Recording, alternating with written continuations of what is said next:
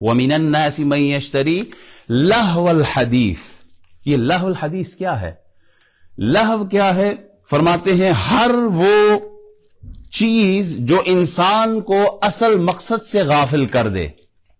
ہر وہ چیز جو انسان کو اصل مقصد سے غافل کر دے. حدیث کیا ہے؟ حدیث کہتے ہیں بات کو، گفتگو کو، کلام کو.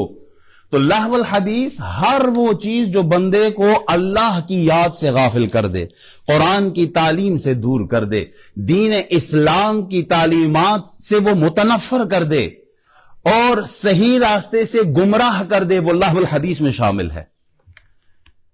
جمعے کا دن ہو، جمعے کی نماز ہونے والی ہو، پارک میں میلہ لگا ہو، بڑے بڑے پکے نمازی کہتے ہیں جی جمعہ تو ہر 7 دن بعد آتا ہے، میلہ سال کے بعد آتا ہے.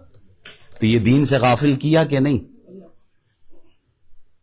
یہ ویڈیوز ہم موبائل فون پہ دیکھتے رہتے ہیں، پوری رات لگاتے ہیں اور پھر فجر کی نماز بھی چلی جاتی ہے. یہ لہو الحدیث ہے. قرآن پڑھنے کے بجائے ناول، افسانے، ڈائجسٹ، فلمیں، ڈرامے، یہ سارے لہو الحدیث میں شامل ہے. امام بخاری فرماتے ہیں ہر لہو باطل ہے. جب انسان اس میں مشغول ہوتا ہے تو اللہ تعالیٰ کی اطاعت سے رک جاتا ہے.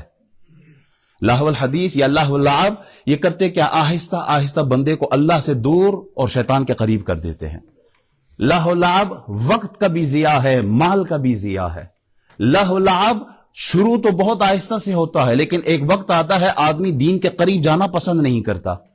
پھر جمعے کا دن، نماز کا وقت، گھڑی پہ نظر، مولانا صاحب جلدی سپیچ ختم کرو، ہم نے باہر نکلنا ہے. کیوں؟ اب دل پریشان ہے، اب حق بات نہیں سن سکتا.